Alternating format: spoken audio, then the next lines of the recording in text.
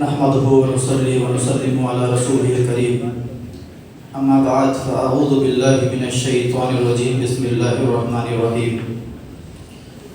كما قال الله تبارك وتعالى في القرآن المجيد والفرقان الحميد إنا أعطيناك الكوثر فصل لربك وانحر آمنت بالله صدق الله العظيم وصدق رسوله النبي الكريم ونحن على ذلك لمن الشاهدين والشاكرين والحمد لله رب العالمين. معزز سامعین کرام، ابھی ہم اور آپ اس وقت عشرہ ذی الحجہ میں اپنی زندگی گزار رہے ہیں، اور یہ عشرہ اللہ رب العزت کے نزدیک بے پناہ فضل اور باعث برکت ہے. ان دنوں میں عبادت کرنے والے کی عبادت اللہ رب العزت کو دیگر دنوں میں عبادت کرنے سے زیادہ محبوب اور زیادہ پسندیدہ ہے. جس طریقے سے بڑی تیزی کے ساتھ ہماری زندگی کے لمحات گزر رہے ہیں، اسی طریقے سے بڑی تیزی کے ساتھ یہ عشرہ بھی گزر گیا، اور آپ دیکھیں گے چند ہی گھنٹوں کے بعد یہ عشرہ بھی ہم سے رخصت ہو جائے گا. میں نے جس آیت مبارکہ کو آپ کے سامنے پیش کیا ہے وہ سورہ کوثر ہے، اور سورہ کوثر یہ آقا علیہ السلام کی بہترین نعت ہے. اللہ رب العزت قرآن مقدس میں سورہ کوثر کی ابتدائی آیت کریمہ میں ارشاد فرماتا ہے انا اعطیناک الکوثر، بے شک ہم نے آپ کو کوثر عطا کیا. اللہ رب العزت نے اپنے حبیب صلی اللہ علیہ وسلم کو جو کچھ بھی عطا کیا وہ قلیل نہیں عطا فرمایا، بلکہ جو کچھ بھی اللہ رب العزت نے اپنے محبوب صلی اللہ علیہ وسلم کو عطا کیا تو کثیر عطا فرمایا، خیر کثیر عطا فرمایا. تو اللہ رب العزت نے خود نعمتوں کے ملنے پر شکرانے کا حکم عطا فرمایا. تو جب اللہ رب العزت نے اپنے حبیب صلی اللہ علیہ وسلم کو اتنا بڑا انعام عطا فرمایا تو اس کے شکرانے کے طور پہ اپنے حبیب صلی اللہ علیہ وسلم سے فرمایا فصلی لربک وانحر، اپنے رب کے لیے نماز پڑھو اور اپنے رب کے لیے قربانی کرو. تو یہ قربانی جو واجب ہے، اس کی دلیل جو حنفی پیش کرتے ہیں وہ اسی آیت کریمہ سے استدلال کرتے ہیں. اور آقا علیہ السلام نے بھی جب قربانی کی تو صحابہ اکرام نے آپ سے پوچھا ما ہی الوضاحی یا رسول اللہ صلی اللہ علیہ وسلم، یہ قربانی کیا ہے اللہ کے رسول صلی اللہ علیہ وسلم؟ تو حضور علیہ السلام نے ارشاد فرمایا کہ یہ تمہارے باپ حضرت ابراہیم علیہ السلام کی سنت مبارکہ ہے. پتہ چلا کہ حضرت ابراہیم نبی جنا علیہ الصلوۃ والتسلیم نے جو اپنے بیٹے کی قربانی کرنے کے لیے اللہ کی بارگاہ میں جو تیار ہو گئے تھے، اس کو یاد کرنے کے لیے، اس معاملے کو زندہ رکھنے کے لیے اللہ تبارک و تعالیٰ نے صاحب استطاعت پر اور صاحب نصاب پر قربانی کو واجب کرا دیا. اور قربانی کا عمل یہ کوئی معمولی عمل نہیں ہے، بلکہ آقا دو جہاں علیہ الصلوۃ والتسلیم ارشاد فرماتے ہیں کہ جب کوئی قربانی کی دن پہ قربانی کرتا ہے تو جانور کی ذبح کرنے کے بعد جانور کے خون کی زمین پہ گرنے سے پہلے اللہ اس کی مغفرت فرما دیتا ہے. یہ تصور کریں اور سوچیں کہ اللہ رب العزت کے نزدیک کی قربانی کرنا کتنا محبوب عمل ہے. آپ قربان جائیے حضرت ابراہیم نبی علیہ الصلوۃ والتسلیم کی عظمت پر. حضرت ابراہیم نبی علیہ الصلوۃ والتسلیم نے ضعیفی کی عمر میں، بڑھاپے کی عمر میں اللہ رب العزت کی بارگاہ کے اندر انہوں نے دعا کی رب حب لی من الصالحین، دعا کی کہ اللہ مجھے نیک صالح اولاد عطا فرما. تو حضرت ابراہیم نبی علیہ الصلوۃ والتسلیم کو ضعیفی کی عمر میں حضرت اسماعیل نبی علیہ الصلوۃ والتسلیم کی شکل میں ایک بیٹا عطا فرمایا. آپ تصور کریں کہ حضرت ابراہیم نبی علیہ الصلوۃ والتسلیم کی گود میں اللہ رب العزت نے حضرت اسماعیل کی شکل میں ایک بیٹا عطا فرما دیا. لیکن دنیا کا ہر باپ اس لیے بیٹے کی تمنا کرتا ہے کہ بڑھاپے کا وہ سہارا بنے. بعض لوگ یہ کہتے ہیں کہ بڑھاپے کی دہلیز پہ قدم رکھنے کے بعد جب میں کمانے کے قابل نہ رہوں گا تو میرا بیٹا مجھے کما کے کھلائے گا.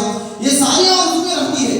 میں آپ سے پوچھنا چاہتا ہوں کہ حضرت ابراہیم علیہ السلام کی آرزویں بھی تو اپنے بیٹے سے اس طرح وابستہ ہونی چاہیے تھی، لیکن نہیں. اللہ رب العزت نے حضرت ابراہیم علیہ السلام کو تاج خلیل عطا فرمایا تھا، اور اللہ رب العزت کو پتا نہ تھا کہ جس کو میں نے اپنا خلیل بنایا ہے، جس کو میں نے اپنا محبوب بنایا ہے، وہ سب سے زیادہ اگر کسی سے محبت کرتا ہے تو وہ مجھ سے محبت کرتا ہے، اور سب سے زیادہ اگر کسی پہ بھروسہ کرتا ہے تو مجھ پہ بھروسہ کرتا ہے. تو حضرت ابراہیم علیہ الصلوۃ والتسلیم کو اللہ رب العزت نے بیٹا عطا فرمایا. آپ تصور کریں جس وقت حضرت ابراہیم علیہ السلام کے بیٹے اسماعیل علیہ السلام کی عمر 7 سال یا 9 سال دونوں روایت آئی ہوئی ہے. جس وقت حضرت اسماعیل علیہ السلام کی پیدائش ہوئی اس وقت روایت آیا ہے کہ حضرت ابراہیم علیہ السلام کی عمر 80 برس کی تھی. بعض روایتوں میں آیا ہے कि 120 बरस की थी, उस वक्त हजरत इस्माइल अलैहिस्सलाम पैदा हुए। अब आप देखें कि हजरत इब्राहिम अलैहिस्सलाम को सख्त तरीन आजमाइश हुई है। कुरान मुक़द्दस फरमाता है कि इज़ तला इब्राहिम रब्बहु बिकलिमातिन फअतम्महुन्ना, यानी हजरत इब्राहिम अलैहिस्सलाम को यानी सख्त तरीन आजमाइश हुई है। कभी वतन छोड़ने का इम्तिहान, कभी मक्का छोड़ने का इम्तिहान। अब आप देखें कि हजरत हाजरा रज़ियल्लाहु ताला अन्हा है, छोटे से मासूम बच्चे हजरत इस्माइल अलैहिस्सलाम को लिए हुए हैं, और अल्लाह रब्बुल इज्जत का हुक्म आया कि तुम उनके शाम की तरफ रवाना हो जाओ। आप देखें कि ना उनके पास खाने का कोई सामान, ना पीने का सामान, ना कुछ भी नहीं है, कुछ भी नहीं है, बेआबो गया वादी है। अब हजरत इब्राहिम अलैहिस्सलाम को तस्लीम जाने के लिए तैयार हो गए। हजरत हाजरा कहती है आप तो जा रहे हैं, तो आप क्यों जा रहे हैं? तो हजरत इब्राहिम अलैहिस्सलाम ने कहा कि रब का हुक्म है। तब हजरत हाजरा फरमाती हैं कि जब रब का हुक्म है तो वही हमारे अल्लाह से हकीकी है, आप जा सकते हैं। तो उस वक्त हजरत इब्राहिम अलैहिस्सलाम ने दुआ की थी, रब्बना इन्नी अस्कनतु मिन ज़ुर्रियती बिवादिन गैरि ज़ी ज़रइन इंदा बैतिकल मुहर्रम, यानी मैं अल्लाह मैं अपनी बीवी को, अपने बच्चे को, अपनी ज़ुर्रियत को इस बेआबो गया वादी में तेरे घर के सामने छोड़ करके जा रहा हूँ। और हजरत इब्राहिम अलैहिस्सलाम वहाँ से निकलने के बाद अब देखें जब हजरत इब्राहिम अलैहिस्सलाम निकल गए तो हजरत हाजरा रज़ियल्लाहु ताला अन्हा के पास जो पानी था वो पानी खत्म हो जाता है। अब उनके छोटे से बच्चे, नन्हे से बच्चे हजरत इस्माइल अलैहिस्सलाम प्यास की शिद्दत से नदार होते जा रहे हैं।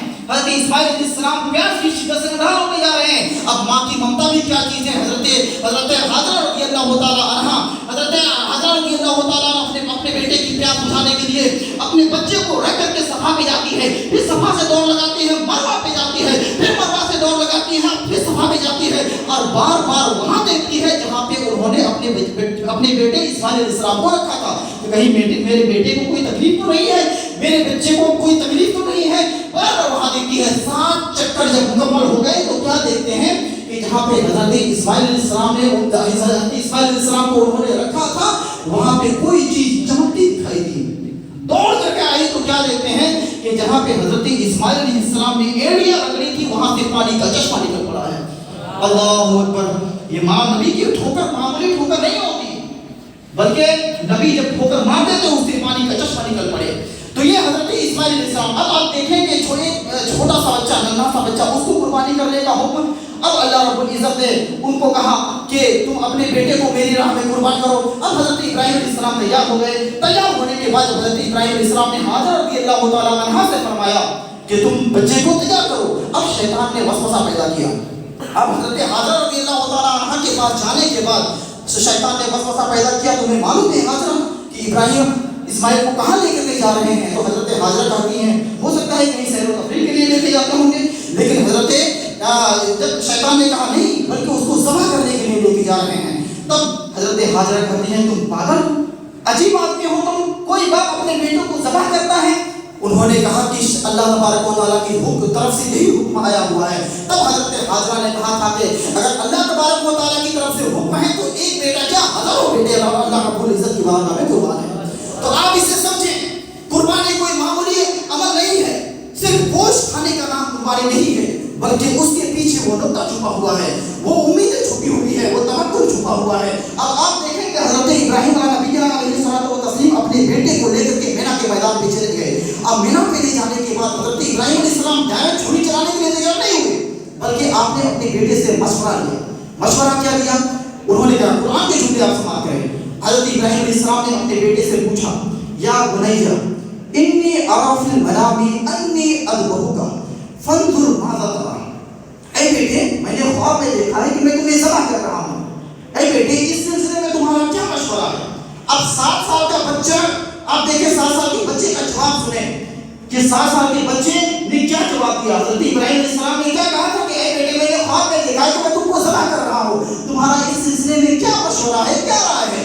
तो हजरत इस्माइल अलैहिस्सलाम को तस्लीम में इरशाद फरमाया था, या अबतिफ अल मा तुमर, ए अब्बा, जिस चीज का आपको हुक्म दिया गया उसे कर गुजरिए। अब आप देखें यहाँ लफ्ज़ तुमर का लफ्ज़ आया है।